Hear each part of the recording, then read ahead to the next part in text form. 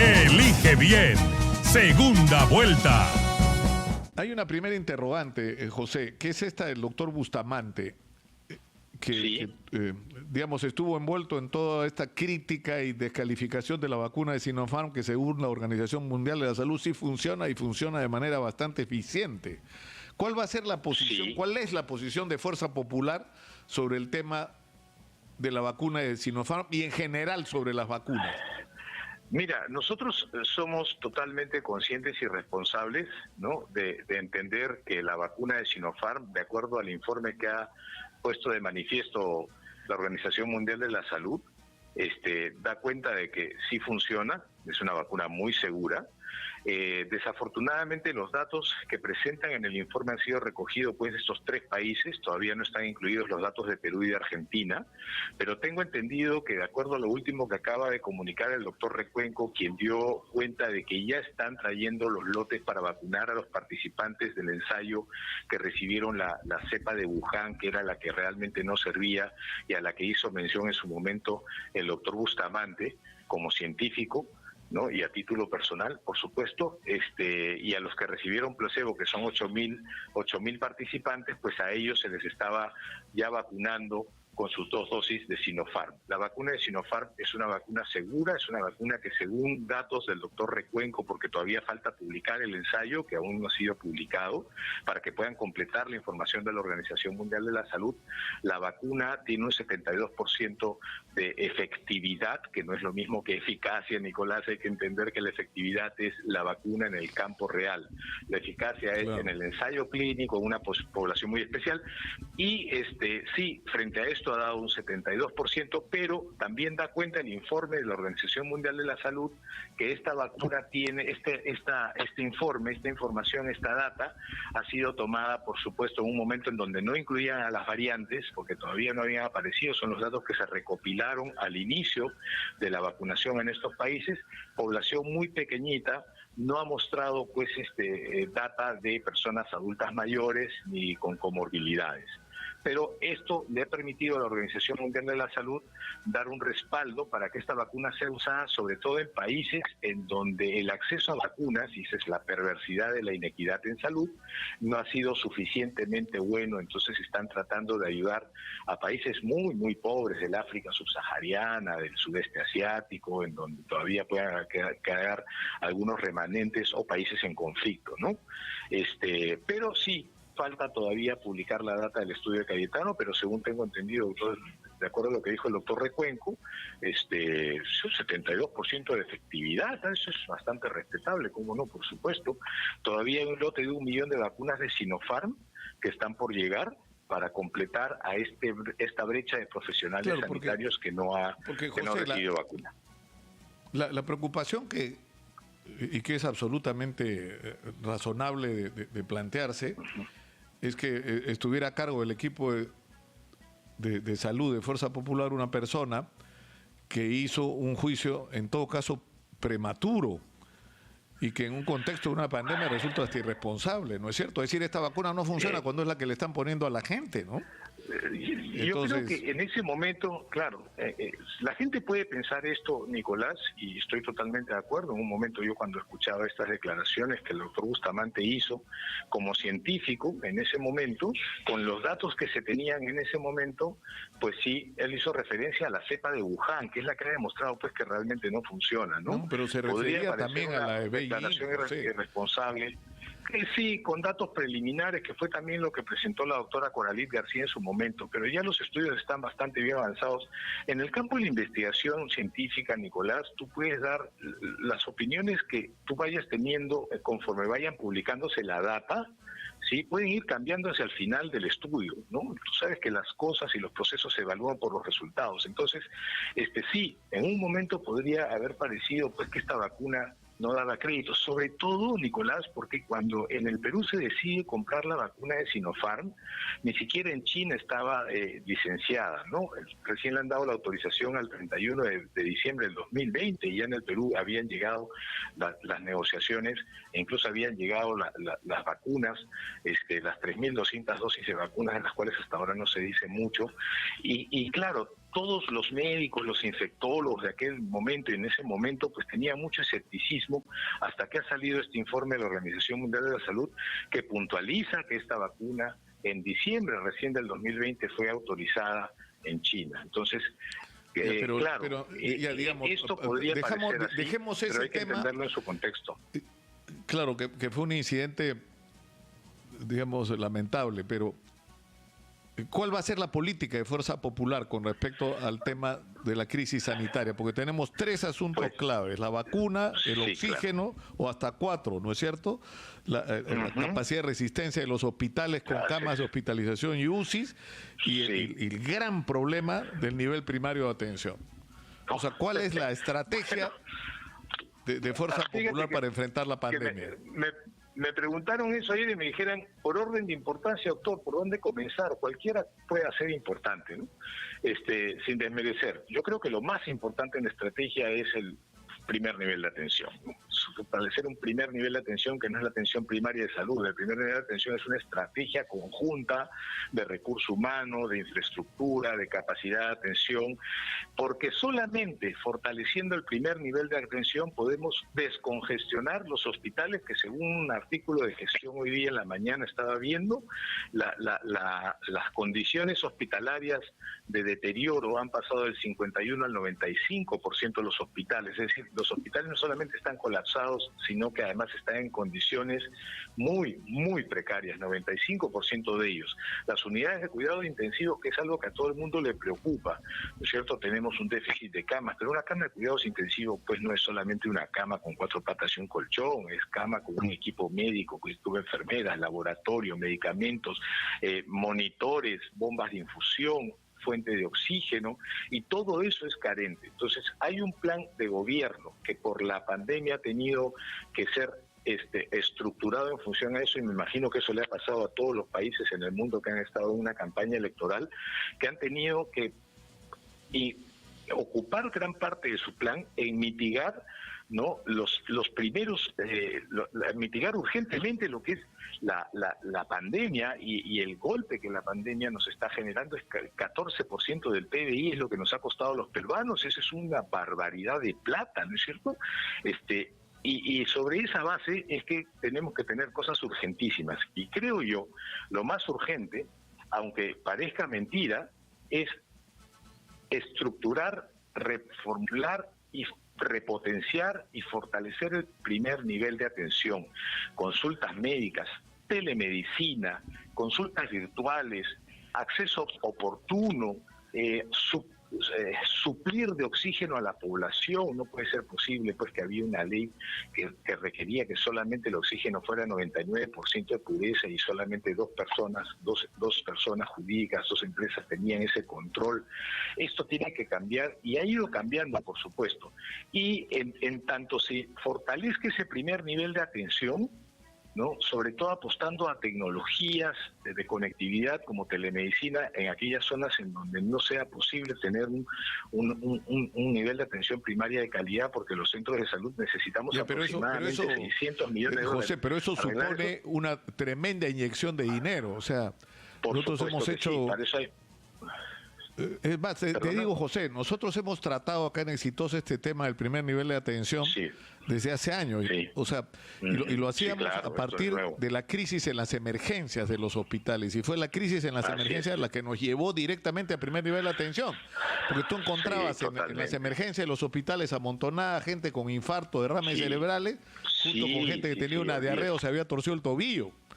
Y la pregunta era ¿por qué? ¿No? Y la respuesta era bien simple: porque se está desarticulando el primer nivel de atención. Esto ha ocurrido totalmente de acuerdo a lo largo de años. Eso es que si habláramos de la salud en el Perú y la salud que el Perú se merece, esto podría dar para 20 años más si no se hacen las acciones correspondientes.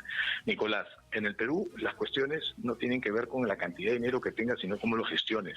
Y durante 20 años, habiendo muchísimo dinero, el gasto y la gestión ha sido fatal. No ha habido un Ministerio de Salud que sea rector. Imagínate, en la pandemia hemos tenido 6 ministros de salud, 6 gestiones ministeriales, y una de ellas por duplicado, y fue curiosamente con la doctora Macetti que terminó renunciando por cuestiones básicamente éticas y morales. Entonces, la salud de los peruanos no se debe negociar de esa manera. La salud de los peruanos no tiene que tener un tinte ideológico ni politizado. No es lo mismo una política pública sanitaria que la política dentro de la salud. Eso es inequidad, esto es perverso.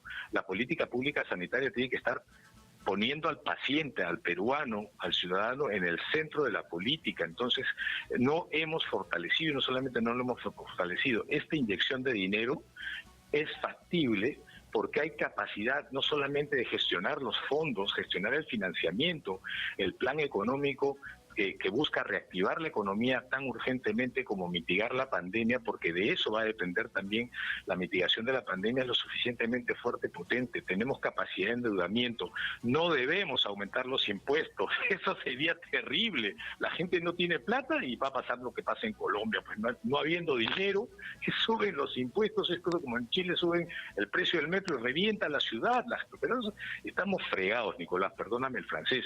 Entonces, la capacidad de gestionar fondos y financiamientos existe. Lo que tenemos que tener es un ministro que se ponga las botas y los pantalones y salga a la calle a movilizar a todo el gran equipo y el recurso humano que está desgastado, que está devastado, pero que está dispuesto a fajarse. Y que está, pero José, que además no está remunerado adecuadamente. Por supuesto. Hay demasiados trabajadores bajo sistemas perversos. O sea, en el Perú no solamente hay médicos, enfermeras, trabajadores de salud bajo el sistema CAS. Hay gente que con recibitos ha estado cobrando, y recibitos que se demoraban 3, 4 meses en pagárselo. Totalmente, no me lo vas a decir a mí, Nicolás. Yo en mis años de inicio médico, yo trabajaba en 3 sitios diferentes. Yo hacía 15 guardias de noche al mes. Alguna vez te he visto entrar a ti una guardia y comentabas, los médicos siempre son agua y paracetamol. Todo es viral. Y efectivamente hoy es un virus que nos está levantando en peso. Hidrátate, hidrátate. Hidrátate, toma agua. Sobre eso. Pero curiosamente, precisamente porque el 95% de las condiciones que afectan la salud de una población son de esa naturaleza, es que el primer nivel de atención tiene que fortalecerse y se ha descuidado. El modelo de atención primaria de salud propuesto por el doctor Carbone, ¿no es cierto?, un modelo integral, conceptualizado desde la perspectiva de acuerdo a la edad de cada paciente. Ese es un modelo que funciona para Finlandia. Nosotros en el Perú todavía tenemos gente que vive en condiciones sanitarias como en Ruanda y en la Edad Media, que todos en los últimos 20 años han perdido la capacidad de ser atendidos como se merecen. Entonces tenemos todavía tuberculosis, tenemos dengue, ahora, tenemos malaria, tenemos HIV. O sea, porque lo que nos dicen es, el modelo está bien, lo que ha fallado es el Estado. Pero si el modelo no incluye lo que tú acabas de decir, poner al ciudadano como prioridad y entre otras cosas, la salud como un derecho de obligatorio cumplimiento, como responsabilidad por parte del Estado, entonces estamos como estamos. Entonces sí es una falla del modelo no haberle dado prioridad, y es algo que hay que corregir. Okay. Te doy la razón, y tiene que ser tutelado por el Estado, Nicolás. Es como cuando tú tienes un hijo pequeño y vas y le pones las vacunas, lo llevas al hospital, porque él es sujeto de derecho, pero tú los tienes que tutelar, ¿no es cierto? Tú no puedes decidir sobre la salud de tu hijo en la medida en la que esa decisión lo perjudique. Ahí tiene que, o sea, cuando tú no tutelas los derechos del desvalido, del excluido o del vulnerable, sí, uno se tiene que ir preso. Entonces, el modelo ha fallado, el Estado ha fallado, entonces es el momento de reestructurarlo. Lo más urgente en esta situación y en esta coyuntura es que una pandemia nos está llevando puestos, Nicolás.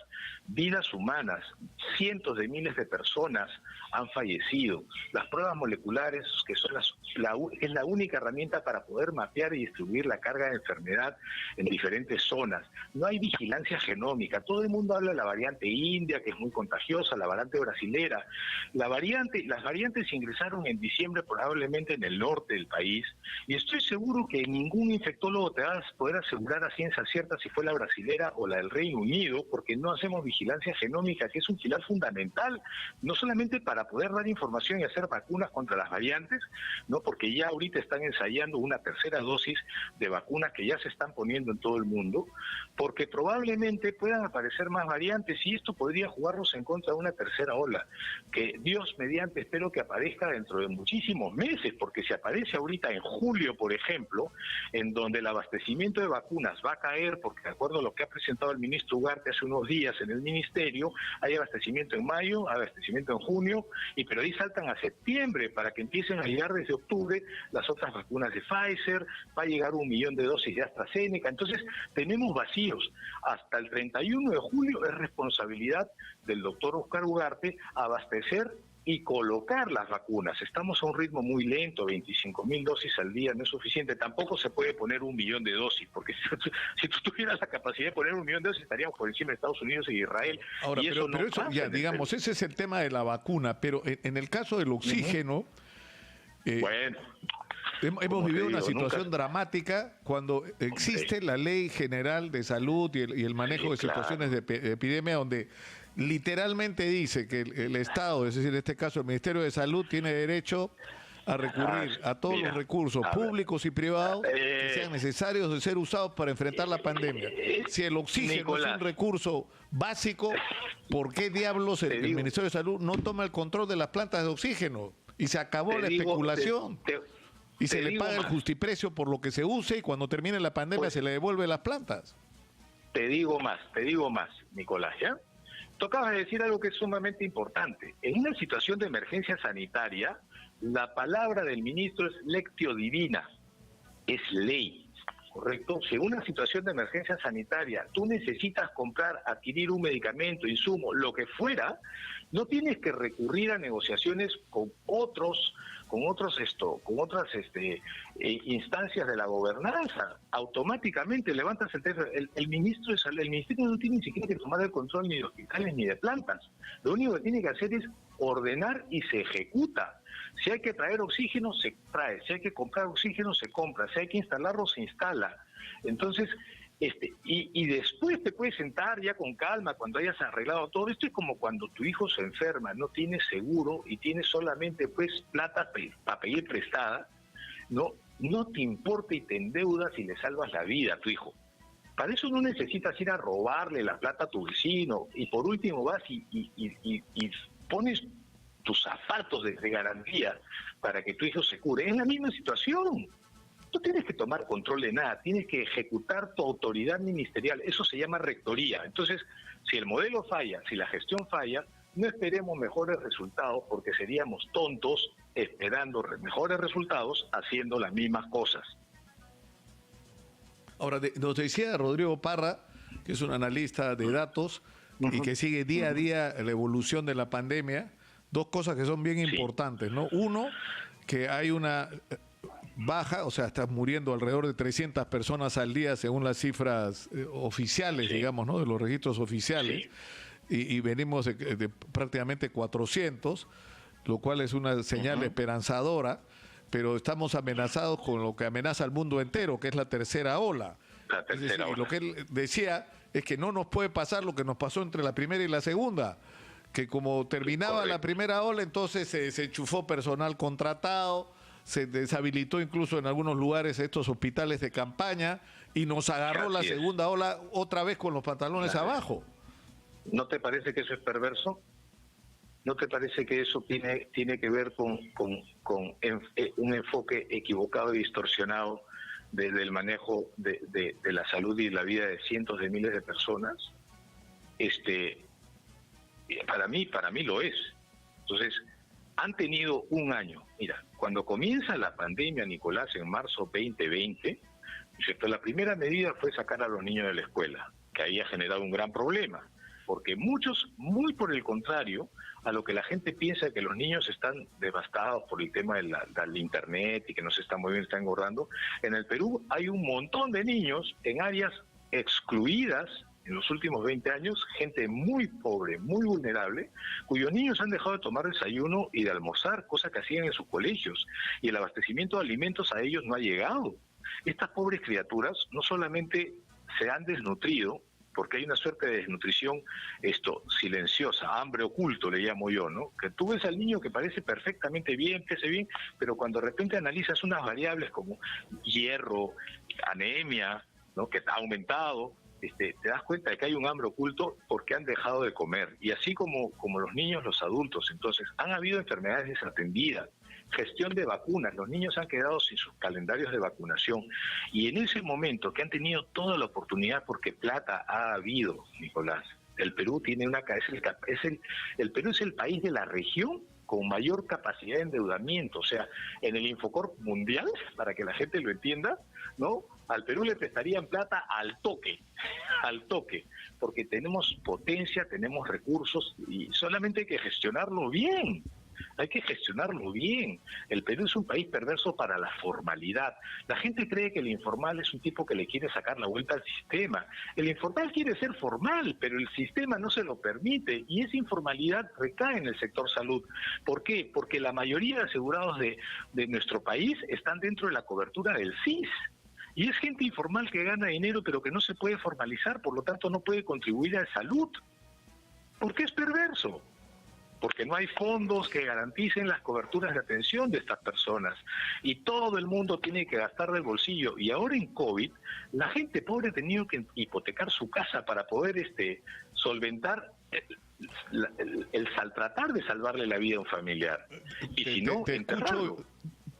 Te escucho, José, y tenemos que terminar la entrevista por hoy y no quiero hacerlo sin preguntarte. ¿Tú eres el que va a estar sentado en el debate o parado, no sé cómo lo harán, como parte del equipo técnico representando los temas de salud el domingo? Ni yo tampoco, yo asumo que sí, pero en el equipo en el que estamos hay gente muy solvente intelectualmente, académicamente, moralmente, todos estamos preparados para este domingo, cualquiera de nosotros nos puede tocar. Todavía no tenemos más información desde el interior de Fuerza Popular, pero todos los que estamos ahí no solamente tenemos la capacidad de enfrentar el debate para exponer las ideas dentro de un plan, la factibilidad de ellas para despertar la confianza en la población que no ha tenido en los últimos 20 años, y hay gente que además de tener grandes cerebros tiene un gran corazón. Eso sí te lo puedo garantizar, que no son gente que esté dentro de las filas o de las líneas de pensamiento siquiera de Fuerza Popular, pero que están dispuestos a ponerse la camiseta por el país. Y eso es muy valioso y eso hay que reconocerlo. Eso es democracia. José, te agradezco. Elige bien. Segunda vuelta.